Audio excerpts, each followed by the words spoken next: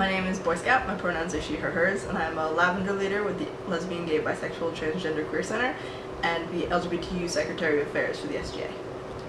So I help in facilitating safe space training. I help with organizing educational workshops and events, and I just be there. I help with all of the events that we put on. I am there to talk to any students who come in. I hang out in the Pride Lounge and make sure that we are providing a visible network of community for anyone who needs it. The kind of work that the LGBTQ Center does isn't just the obvious. Like, everyone always thinks that, we handle all the gay rights stuff. Other than obviously handling more than just gay rights stuff, as LGBTQ is a pretty encompassing acronym. We handle everything from feminism to general cases of bullying to all sorts of intersectionality, different identities. We're just a really great resource for anyone who needs somewhere to go where they'll be accepted, because we're a pretty accepting bunch. It's kind of our whole thing. In a general sense, this kind of work is really important because it's so weird that equality isn't a thing.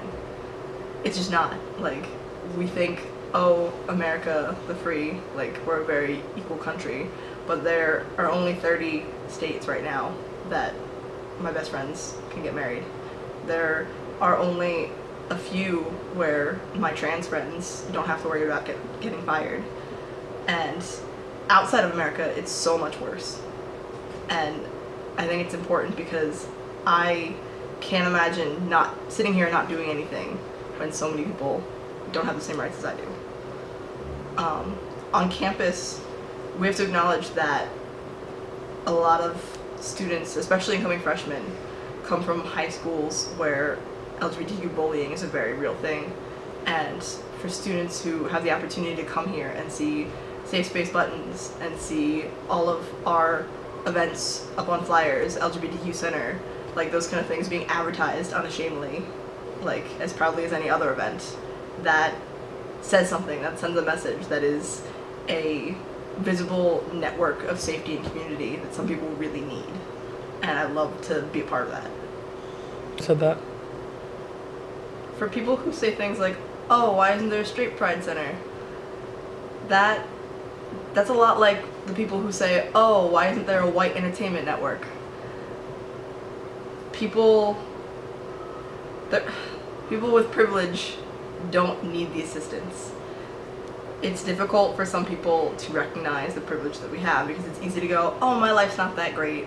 This is wrong and that's wrong. And that's perfectly fine. Everyone struggles. Everyone's life is difficult.